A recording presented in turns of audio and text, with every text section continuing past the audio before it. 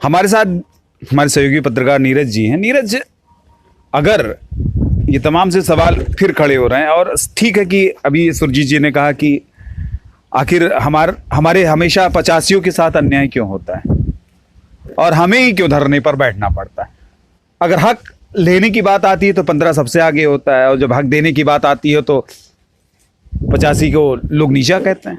तो अगर इस पृष्ठभूमि में अगर इस तरीके से एक एक करके, जैसे अगर जो हम एक विचारधारा के लिए अपना बोल रहे हों और उनका ही जुबान बंद कर दी जाए, क्या ये संविधान और इस देश के साथ सही है?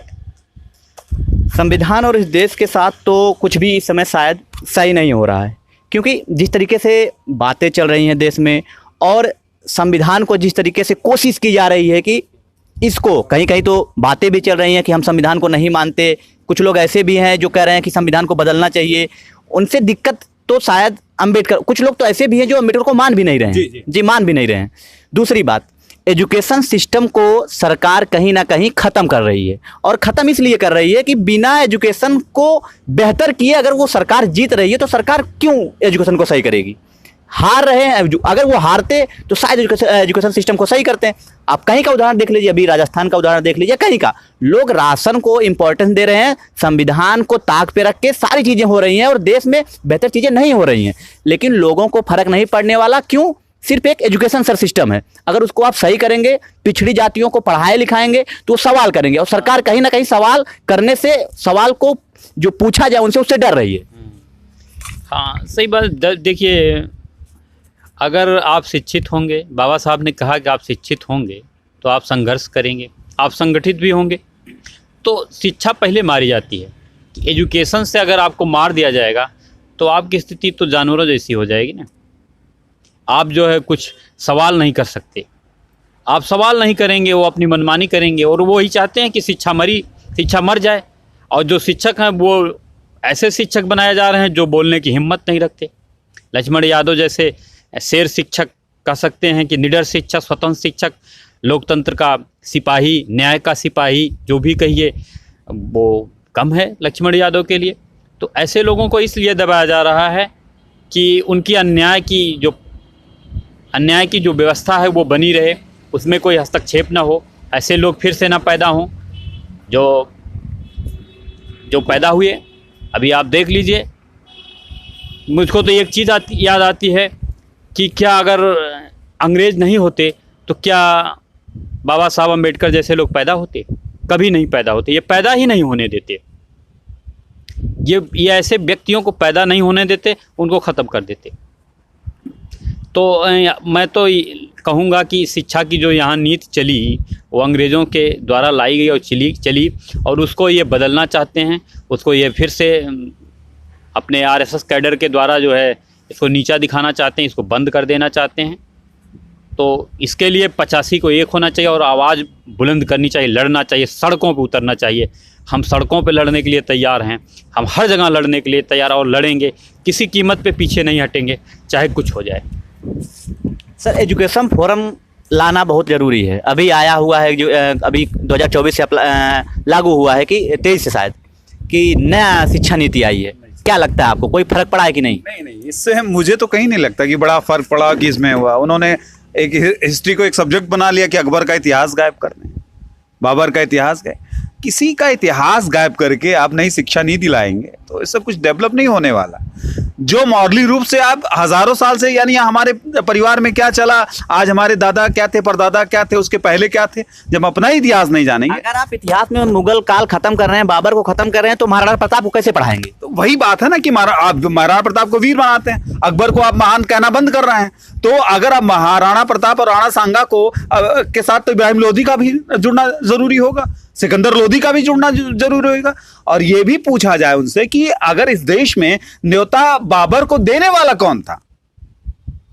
बाबर तो सिंधु नदी के किनारे खड़ा था, और जब बाबर जब सिंधु नदी के किनारे खड़ा था तो इब्राहिम लोधी को हराने के लिए किसने भेजा? राणा सांगा ने न्योता भेजा ना, कि दिल्ली पर अटैक करो तुम, हम आगरा पर अटैक करेंगे। और हालात क्या बदले कि बाबर ने हमला तो आगरा पे, दिल्ली पे कर दिया, इब्राहिम लोधी को हरा दिया। जब वो रुका रहा कि कहीं राणा सांगा सीधे तौर पर हमला करेंगे, कहां पर? आगरा पर, लेकिन आगरा पर हमला उन्होंने नहीं किया, तो उसकी महत्वाकांक्षा जागी कि यार वहां हमने कर लिया, यहां भी अधिकार कर लेंगे। तो महत्वाकांक्षा को बढ़ाने वाले कौन से लोग हैं, और वो इतिहास को दफन कर देंगे। इस मतलब कोई इतिहास है और पढ़ाया जा रहा, सिलेबस में है। आप इब्राहिम लोदी को मार दीजिए, इसके बाद आप अकबर को मार दिए, हुमायूं को मार दिए, बाबर, ये तो इतिहास को दफन करने की बात है कि आप फिर अपने को वीर कैसे बनाएंगे। तो इसका मतलब है कि हम अपने को वीर बनाएंगे। तो सीधा सा एक मौखिक मेरा यही कथन है कि इतिहास मत मारिए, इतिहास को जिंदा। अब नई शिक्षा नीति से यानी अब वो कुछ अकबर कौन था ये तो बच्चे भी पूछना भूल जाएं, बाबर कौन था ये भी भूल जाएं, अकबर महान था ये भी कहना लोग भूल जाएंगे। अब तो महान तो महाराणा प्रताप वीर थे ये भी लोग कहना भूल जाएंगे। जब अकबर था ही नहीं तो फिर किस स्ट्रेटजी पर आप बात करेंगे। तो स्ट्रेटजी को मजबूत करने के लिए इस तरह के प्रकांडन और इसको इस तरह के विषयों को बदलना, और हम आए और हमने नई सरकार बनाई या कोई नई सरकार बनाए वो अपनी विषय वस्तु रखे, तो ये तो सीधा सा खिलवाड़ है इतिहास। सरकार आखिर इन मुद्दों पे बात ही क्यों करेगी जब जीत रही है हर जगह? अभी आप देख रहे हैं विधानसभा चुनाव कई जगह होंगे, तो वो क्यों बात करेगी? वो तो बात नहीं करेंगे भाई, वो तो जाहिर सी बात है कि हम आप अपने इतिहास को नहीं जानना चाह रहे हैं, और चूंकि जो लोग बनाने वाले लोग हैं हो सकता है उन्हीं की विचारधारा के लोग हैं। भाई अब मैं सीधे तौर पर पाकिस्तान पे जाऊंगा कि पाकिस्तान में शहीद आजम भगत सिंह का इतिहास नहीं पढ़ा जाता क्योंकि वो सरदार थे, सिख कौम से थे। तो वो तो आप भी यही व्यवस्था तो भारत में होने वाली है कि हमारे जो ऐतिहासिक पुरुष चाहे किस जातीय धर्म के रहे होंगे उनका नाम ही नहीं ना। एक सुप्रीम कोर्ट के जज हुआ करते थे 2012-13 में, उन्होंने एक स्टेटमेंट दिया था। जस्टिस लोढ़ा नहीं, जस्टिस लोढ़ा नहीं थे, वो चीफ जस्टिस थे, गुजरात से ही रहने वाले थे, अरे अच्छा नाम है उनका। उन्होंने एक स्टेटमेंट 2012-13 में चीफ जस्टिस थे और वो पारसी समुदाय से थे। उन्होंने एक स्टेटमेंट दिया था कि किसी भी धर्म ग्रंथ को पढ़ने से बड़ा हमारा संविधान ही सबसे बड़ा धर्म ग्रंथ है। अगर इसको पढ़ लो तो शायद आपकी सारी परेशानियां किसी धर्म ग्रंथ को पढ़ने की जरूरत नहीं है। मैं किसी धर्म पर आक्षेप नहीं लगा रहा हूं, ना किसी धर्म के खिलाफ, लेकिन उनका यह कहना था कि मैं पारसी समुदाय से हूं, पर्शियन थे वो, और मैं पारसी समुदाय से हूं और पारसी धर्म का मैं अनुयायी हूं, लेकिन इस संविधान ने मुझे, जो कि पूरे देश में अगर देखा जाए तो पारसियों की संख्या सबसे अल्पसंख्यक है देश के अंदर, कुल 60,000 55,000 के बीच में होगी एक समुदाय, एक धर्म की, और हमेशा उसने इस देश के लिए, विकास के लिए बहुत कुछ दिया है पारसियों ने, चाहे टाटा, रतन टाटा हो और चाहे गोदरेज रहे हो और तमाम सी ऐसी शख्सियत रही हो कि जिन्होंने इस देश को कुछ ना कुछ दिया है। उन्होंने कहा कि अगर मैं पारसी समुदाय से, मेरी आबादी पूरे धर्म में अगर धर्म के स्थान पर हुआ तो मैं तो सबसे ज्यादा अल्पसंख्यक हूं, तो इसके बाद भी मुझे चीफ जस्टिस ऑफ इंडिया बनाया गया। तो आखिर संविधान की मूल भावना से खिलवाड़ करके अगर संविधान को हम नहीं मानेंगे तो धर्म से बड़ा हमारा तो संविधान है ना, कि जो हमको धर्मनिरपेक्षता की तरफ मोड़ता है।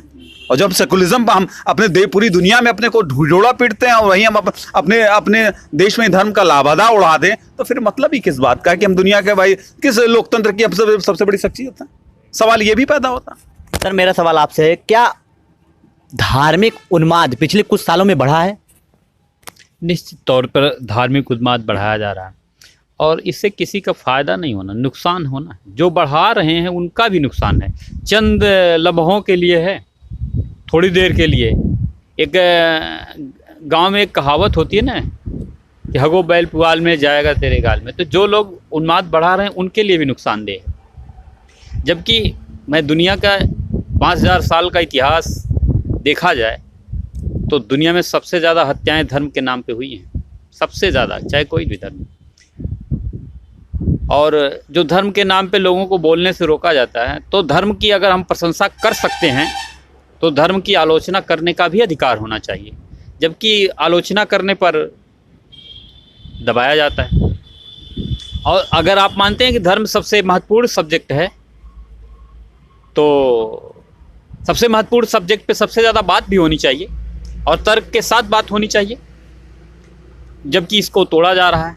अगर तर्क पैदा हो जाता तो सारी समस्याएं शायद ख़त्म हो जाती, लेकिन इस अंधी बहरी सरकार के सामने जो है तर्क कोई माने नहीं रखता, न्याय कोई माने नहीं रखता, एक समुदाय माने रखता है। आप किस समुदाय से आते हैं तो समुदाय के अनुसार आपके साथ अन्याय होता है, समुदाय के अनुसार जो है लक्ष्मण यादव के साथ अन्याय हो रहा है, समुदाय के अनुसार प्रोफेसर रतनलाल के साथ अन्याय हो रहा है। ऐसे बहुत से प्रोफेसर हैं। हमारी एक बहन प्रोफेसर दिल्ली में 100 दिन से बैठी हुई हैं धरने पे, उनके साथ अन्याय हो रहा है।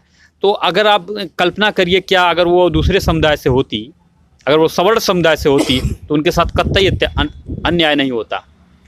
इनकी नज़र है, इनकी नज़र में होता है कि इनके साथ अत्याचार करो कोई फ़र्क नहीं पड़ता, ये इसीलिए बने हैं।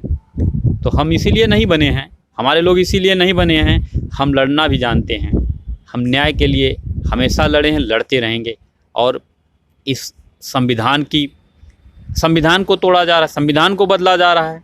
क्यों बदला जा रहा है? क्योंकि इससे जो है न्याय पैदा होता है, तो इसको ख़त्म किया जाए, तैयारी है ख़त्म करने की। ये होने नहीं देंगे हम लोग। हमारा पूरे 85% के लोगों से आह्वान है, आप सड़कों पर उतरिए, लड़िए, लड़ने का मज़ा लीजिए, और डरने से कुछ नहीं होता।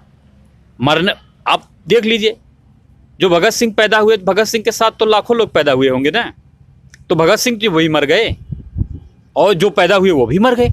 नाम किसका है? भगत सिंह का है। बाबा साहब पैदा हुए, उनके साथ लाखों करोड़ों लोग पैदा हुए होंगे, लेकिन लड़े, संघर्ष किए, आज नाम उनका है। उनके कारण लाखों करोड़ों लोगों की ज़िंदगी बदल गई। तो आप कम से कम 2 लोगों की ज़िंदगी बदलने का तो प्रयास करिए। एक व्यक्ति ऐसे पैदा हुए जो लाखों करोड़ों की ज़िंदगी लड़के बदल दिए, तो आप घरों में रह के क्या करेंगे? जानवरों जैसी स्थिति है। आपको ये पता होना चाहिए कि हम वोट किसको दे रहे हैं, क्यों दे रहे हैं, कैसे दे रहे हैं, क्यों दे रहे हैं भाई, क्यों दे रहे हैं ऐसे लोगों को। तो तर्कशील बनिए, मैं तो कहूँगा, और संघर्ष करिए। संघर्ष से कभी पीछा मत हटाइए। बाबा साहब ने 3 बात कही थी, शिक्षित बनो, संगठित बनो, संघर्षशील बनो। जब संघर्ष की बात आती है, अगर संघर्ष आत्मीय संघर्ष है, फिर वो संघर्ष है, लेकिन अब एक तौर पर जो एक नया कल्चर डेवलप हो रहा है देश के अंदर, कि अब धर्म की ही बात करो, चाहे जिस धर्म के हो, तो क्या धार्मिक भावनाएं ही देश को चलाएंगी? क्या धार्मिक भावनाओं से ही देश का विकास होगा? सवाल ये भी है। नहीं, ऐसा तो नहीं है कि किसी धर्म को लेकर ही सरकार चलाई जाए या देश चलाया जाए। जब देश चलाना है तो सबको लेकर चलाना है। 15 से थोड़ी चलना है सरकार। 85 को भी सुनकर, 85 की भी बात को सुन करके तब देश चलाएं तो वो चल सकता है, और नहीं तो इस तरह क्या चलेगा? इस तरह से देश का विकास नहीं हो रहा, विनाश हो रहा है। देश का विनाश हो रहा है। अगर ये देखा जाए कि धर्म के साथ में लक्ष्मण यादव को निकाल दिया जाए, तो कोई वो हरिजन विभाग का है तो उसको निकाल दिया जाए, ये तो अन्याय है सब। और ये देश चलाने की निधि और विधि नहीं है उनकी। सबसे बड़ा सवाल कि जाति संकीर्णता ने देश को पूरा खंगाल दिया, और जातीयता के नाम पर, कभी कभी मैं किसी रिलीजन पे नहीं कहूंगा, मुख्य तौर पर हर जगह, ये मैं हिंदू को ही नहीं कहूंगा, मुसलमानों में भी वैसा है कि जो कल्चर देश के अंदर पहले से चला आया, उन्होंने भी वही अडॉप्ट किया। और खासकर सिख धर्म में भी है ये अडॉप्टेशन, ऐसे एक ही जैसे तीनों में, कि वहां भी अनुसूचित, वहां भी पर्व, वहां भी धार्मिक चीज से बड़ा धार्मिक अब बातें चल रही, तो मुझे एक वाकया याद आ गया। क्रिकेट का उदाहरण लेते हैं। जहां जहां पे धार्मिकताएं हावी हुई क्रिकेट में, टीम ही समाप्त हो गई। श्रीलंका को आप देख लीजिए, पाकिस्तान को देख लीजिए, हर टीम का ऐसा हाल है। जहां जहां पे क्रिकेट में एक ऐसा खेल है जो लगभग पूरी दुनिया में विख्यात है। धार्मिक चीजें होना सही है, अपनी जगह पे सही है, हो सकती, बेहतर है, मानना भी चाहिए, धर्म मानना चाहिए, लेकिन आप धर्म के आड़ में किसी की हत्या या किसी के साथ अन्याय नहीं कर सकते। एकदम। अब आप धर्म के आड़ में कोई प्रतिभा है आपके सामने है, और उस प्रतिभा का आप दोषारोपण करके किसी तरीके से धार्मिक आधार बनाकर उसको नीचे निकालें, टीम से निकालें या बाहर करें, तो फिर क्या खेल भावना क्या है? देश भावना भी नहीं है ना ये तो ये सीधा तौर पे कि धर्म ने जकड़ लिया है। और धर्म चाहे किसी धर्म ने जकड़ लिया, अगर पूरी दुनिया में देख लीजिए, जो भी किसी रिलीजन पे कंट्री चल रही है, क्या उस रीजन पे कंट्री का डेवलपमेंट हुआ? कभी नहीं हुआ। पाकिस्तान को देख लीजिए, जर्मनी को देख लिया, हिटलर ने क्या किया था, पूरा जर्मनी को बर्बाद कर दिया। और एक मेरा सवाल सर आपसे है कि क्या लगता है जातीय जिस तरीके से और धार्मिक रूप से देश बट रहा है, उसको खत्म करने के लिए क्या सलूशन हो सकते हैं? सोल्यूशन तो यही है। अभी भाई साहब ने कहा कि 85, आपने कहा वो, हमको आपको सोचना पड़ेगा। सोचना कि रिलीजन हम ठीक है, उन्होंने अभी सुरजीत जी ने कहा कि साफ तौर पे कहा कि भाई अगर धर्म के अंदर कमियां हैं तो भाई कमियों का धर्म मानना तो सबको है, लेकिन कमियों का व्याख्यान भी तो करना पड़ेगा ना भाई, कमियां हमारे अंदर क्या है और किस नाते हमको कुछ समाज के लोग नीचा करते हैं। भाई कोई ऐसा एक रिलीजन हो, उस रिलीजन में एक को से दूसरा छोटा रहे, उससे भी छोटा रहे, वो उसमें खुश है कि मैं इससे बड़ा हूं, तो ये इससे थोड़ी ना सोसाइटी चलने वाली। और अब देश बचाना, लोकतंत्र बचाना है, तो वो ये तो पहली बात है ना कि हम सब एक हैं। जब हम कहते हैं हम सब एक हैं, तो फिर ये छोटा बड़ा और निचला और वो कौन सा तबका तो सारा एक जैसा होना चाहिए ना। और जब जिस तरीके के साथ सारे व्यवहार सबके साथ होते हैं, तो उतनी ही धार्मिक स्वतंत्रता सबको मिलनी चाहिए। भाई मंदिर में अगर उच्च श्रेणी के लोगों को उतना स्थान मिल रहा है, तो मध्यम वर्गीय जो निम्न जातियां उनको भी उतना स्थान होना चाहिए। मैं बता बुंदेलखंड के कई इलाकों में भाई देखता हूँ आज भी परंपराएं हैं कि वो उनके हाथ जब खाना लेंगे, हाँ एकदम ऊपर से पानी और कुएं पे चढ़ नहीं सकते भाई साहब, अभी भी है। और अगर किसी अपर का कुआं है 15 का, तो आप तो चढ़ नहीं सकते पानी ना। और अपर के साथ और भी जो 85 में भी कुछ लोग हैं, वो भी ऐसा व्यवहार करता है, सब जगह है वो अपने को ऊपर समझते हैं, वो ऐसा व्यवहार करते हैं। ये बताइए कि अगर कोई मेहतर है, कामगार है ना, वो तो काम कर रहा है, अपनी ड्यूटी कर रहा है। अगर वो उसने कहीं पे गंदगी साफ कर दी, तो कोई तो स्वीपर होगा, तो कोई गंदगी साफ करेगा, तो उसका मतलब कास्टिज्म के नाम पर उसको वो पानी मत दो, वो आपसे नीचे ही है, वो आपके पास बराबर बैठ नहीं सकता, आपके साथ खा नहीं सकता, आप उसका छुआ खाएंगे नहीं। ये कौन सी परिकल्पना है? कब दूर होगा ये सब? और संविधान का दायरा तो इसीलिए ना देश में, उन्होंने कहा कि अंग्रेजों के आने के साथ हमारी बड़ी कुरीतियां भी गई हैं। हाँ, तमाम सी विधवा जो सती प्रथा चलती है, एजुकेशन का अधिकार अंग्रेजों के जमाने से मिला कि कुछ तबके को एजुकेशन का अधिकार होता था, और खासकर एससी वर्ग को तो था ही नहीं। ये समाज के लोग हैं ना, समाज के लोग बताएं ना कि कब उनको वो हुआ। ये तो कहिए कि डॉक्टर भीमराव अंबेडकर साहब, ज्योतिबा फूले, ऐसे तमाम से लोग रहे। और सबसे पहला आरक्षण तो अरे क्या नाम है, ज्योतिबा साहू जी महाराज ने दिया, छत्रपति साहू जी महाराज ने पहला आरक्षण, कि वो राजा थे, उन्होंने अपने क्षेत्र में आरक्षण की व्यवस्था कर दी। अभी एक फैसला नीतिगत बिहार सरकार का है, मैं तो सीधा तौर पे कहूंगा कि बिहार सरकार का नीतिगत फैसला है कि जिन्होंने कहा कि आबादी का जब हमने वो सर्वे करा लिया, तो उसी हिसाब से जनगणना के हिसाब से आरक्षण की व्यवस्था होनी चाहिए। हुआ भी, अब देखते हैं कितना वीटो होता। लेकिन सही परिकल्पना पर यही है कि अगर हमारा दलित पिछड़ा समाज ऐसे ही और भ्रम की स्थिति में है, वो जो तमगा लगा के घूम रहे हैं, देखिए सबसे पहला, और ये कहते हैं लोग, कुछ लोग कहते हैं कि हमारी वजह से ही देश में रहा। अगर देश में वही उन्हीं लोगों की वजह से देश में आक्रमण नहीं हुए, तो ऐसा लोग गलत सोचते हैं। सबसे ज्यादा आक्रांता से वो मध्यम वर्गीय, वो निम्न वर्ग ही परेशान हुआ। जितने हमले हुए, काटे वो गए, उनके घरों जलाए गए, उनके साथ बलात् हुआ, वो लोगों ने सबसे ज्यादा झेला है। इतिहास, वो तो सीमाओं की रक्षा, सीमा के अपने राज्यों की रक्षा कर रहे थे वो, और अपने राज्य को पाने के लिए ज्यादा संघर्ष उन्होंने किया, लेकिन राज्य भी नहीं बचा है। अगर ठीक है आप कहते हो कि हमने सब सुरक्षा की है, तो ये भी गलत है। तो फिर आताताई इस देश में आए कैसे लोग? कैसे लोगों ने इस देश में मर्ज कर लिया? कैसे उस देश में हमला करके लोगों ने शासन बना लिया? ऐसे कैसे लोग चले आए? तो सीधा सा सवाल है कि आप हमें उभरने की है, तो हमें दलितों को, पिछड़ों को, उनको हक हकूक, उनको बोलने का तो अधिकार है ना भैया, कि सब कुछ छीन लोगे। कि अब बीपी सिंह की प्रतिमा अभी एक यहाँ बनी खाली मांडा में, इसके बाद जाके स्टालिन ने, एमके स्टालिन ने तमिलनाडु में, उन्होंने अब की जाके डीएमके ने उनकी एक प्रतिमा का अनावरण किया। उनके 28 नवंबर पे उनके जिस दिन वो उनका देहांत हुआ था, उस दिन एक देश में बड़ी बुरी घटना भी हुई थी, आतंकवादी हमला भी मुंबई में हुआ था।